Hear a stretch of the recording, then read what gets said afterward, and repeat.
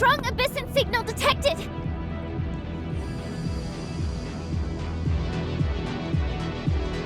This enemy... is it Rubelia?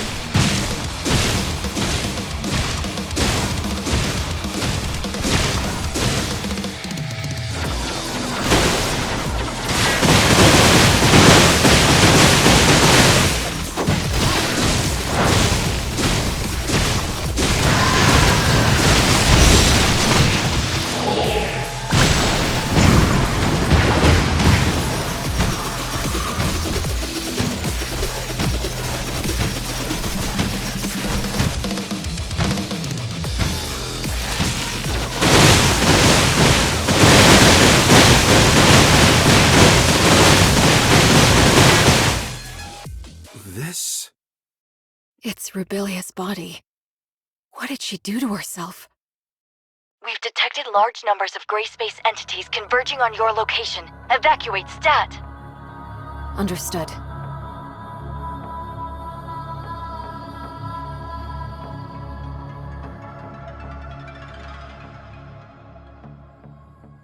The capacity of the space rift is limited. We'll need to go through it in pairs. Tianlong, take her back. Yeah, be careful.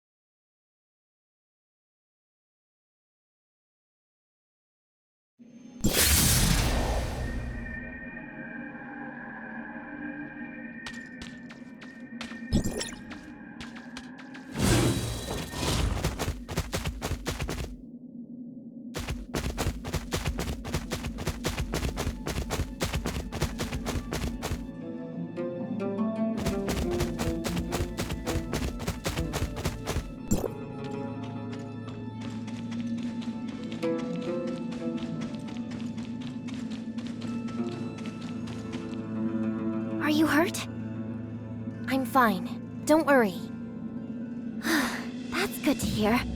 Lin and Tianlong were recalled to headquarters already. And we just received news that Ruby came too. Ruby's awake? Right. Miss Lin said Ruby waking up might have something to do with us rescuing Dr. Rubelia. We better check on her since you don't have anything to do at the moment.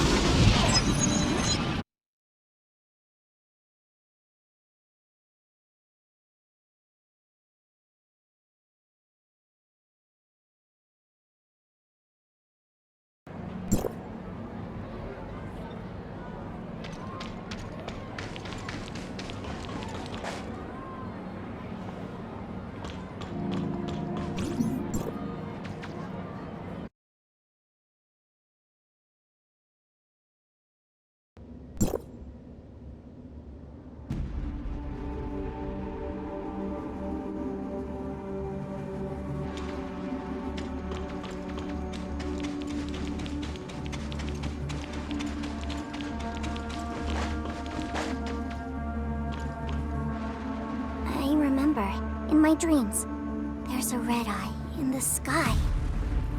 A red eye? The eye stared at us. I was so scared, so I ran away with Spark.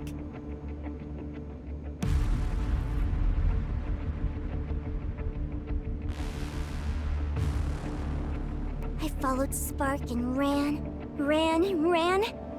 But then Spark disappeared. I was all alone.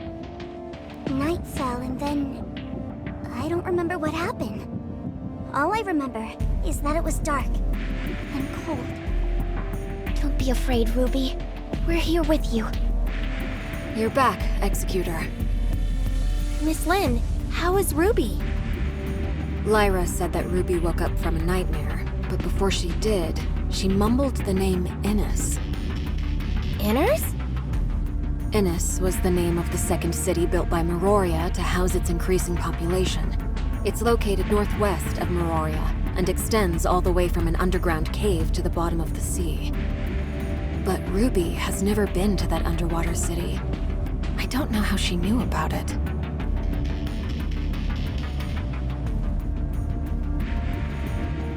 Besides, Ruby is yet to be able to accurately debrief us on what she saw in her dream. She does not even remember ever mentioning the name Innis. I mean, she was just woken up and is not completely stable. I plan to let her rest for a few days. Let's go check on Rubilia first. She's in another lab, under Archon Larson's watch.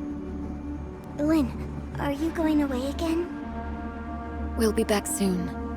I promise.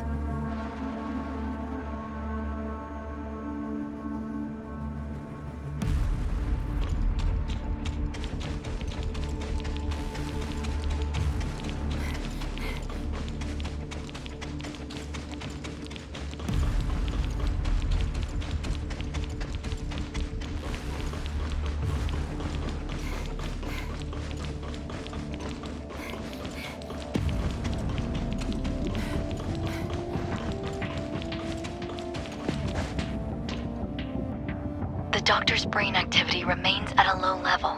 We've attempted to apply different amounts of weak electrical stimulation without success. Dr. Clive suggests that we transfer Dr. Rubilia to the listener testing ground for in-depth studies, but I feel that's... We cannot treat Rubilia as one of them. We'll discuss this later. Tianlong, did you say Dr. Rubilia was found inside an Abyssant? More accurately, it's from inside the Abyssant's brain. I'm not sure whether the Abyssant evolved from Rubilia, or if she shared a kind of symbiotic relationship with it. The Crystamax implant caused changes in her, which made common low-level gray space entities see her as one of them. However, we have no way of knowing if this also works on higher-level Abyssants and what the end stage of this evolution would be.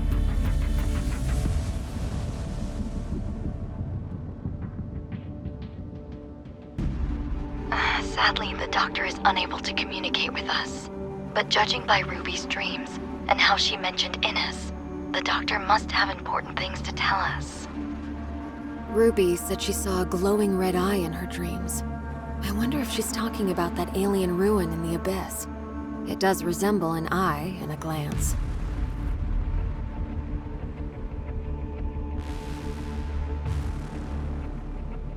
But Ruby has never been to the Confounding Abyss and seen the ruins. Maybe Ruby and Rubilia share a special bond that links their senses or consciousness. Ruby's dream may be a projection of Rubilia's dreams. I agree with Lynn. It also matches the data we found in the lab. The gray space entities share a hive consciousness. Rubilia and Ruby, and even that puppet singer, are all part of the same colony. Right, that makes sense. The message Rubilia left in the Abyss also clearly states that she's been affected by the voices in her head. That voice may come from a higher class Abyssant. But these are all hypotheses. We'll have to wait for Dr. Rubilia to regain her consciousness to be sure. Before that, she could only relay information to us via her shared consciousness with Ruby. Everyone, everything that has happened today is on a need-to-know basis. We cannot reveal Dr. Rubilia and Ruby's identities to the denizens of Meroria. Lyra, you and Dr. Clive must find a way to wake Dr. Rubilia up ASAP. In the meantime, the facility must remain secure. And about Ruby. Lynn, you'll... Yes, sir. As for Innes, we still don't know what Rubilia was trying to say. But if she has really become a part of Abyssant's hive consciousness, then she holds much information that is vital to us. I will have Innes's security level raised. Even though there is currently no gray space entity activity there, Miroria must still be prepared.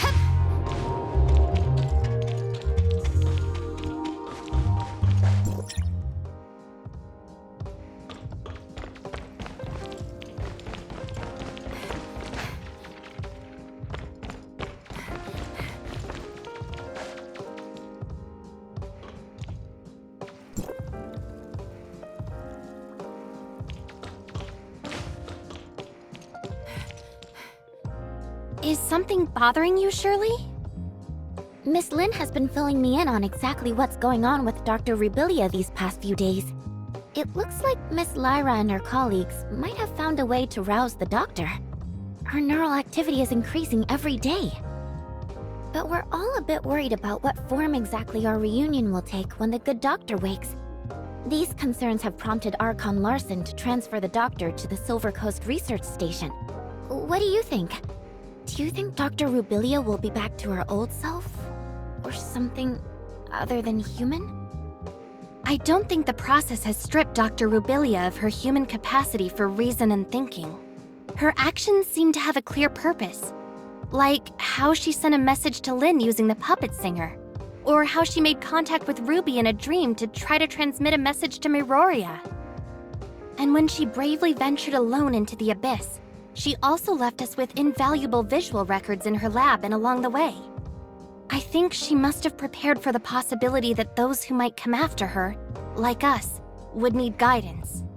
She must know what she's doing. Think of the sacrifices she's made to understand these gray space entities, and how horrible it must be to keep at arm's length, treated as something potentially dangerous and inhuman. I can't help feeling that we have not done right by her. It's a tough situation, but when she made these decisions, she must have had an inkling of what might happen. I just hope everything she's done will turn out worthwhile in the end. Executor, Miss Shirley, apologies for the intrusion. What is it, Lyra? I just picked up a message from the Silver Coast Research Station. Dr. Rubilia has awoken and revealed some very important information for all of us. Lin is already on her way there, and I wanted to ask you to come with me to help assess the situation. Understood. We'll leave at once.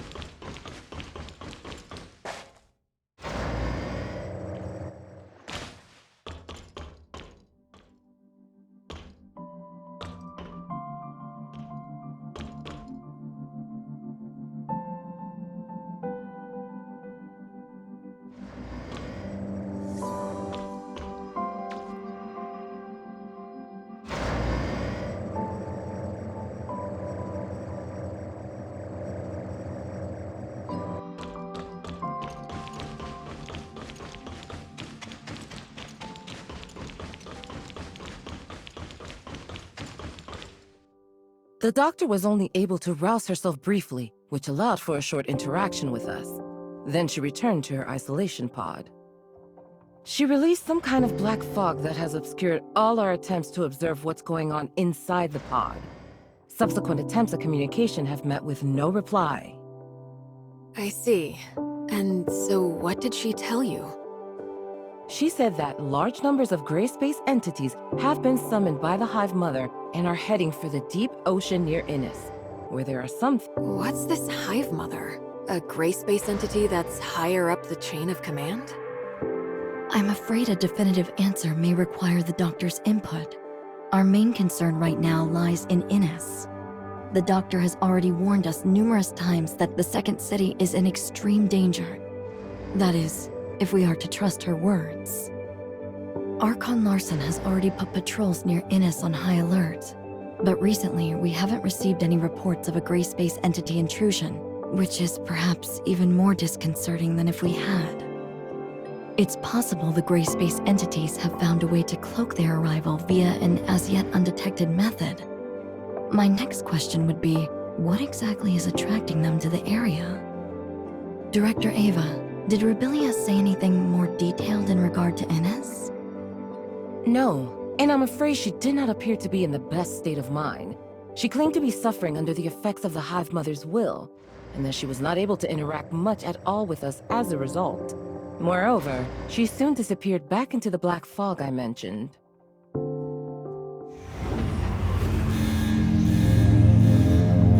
Stasis chamber data anomaly. Miss Lin, the doctor's... I can hear you.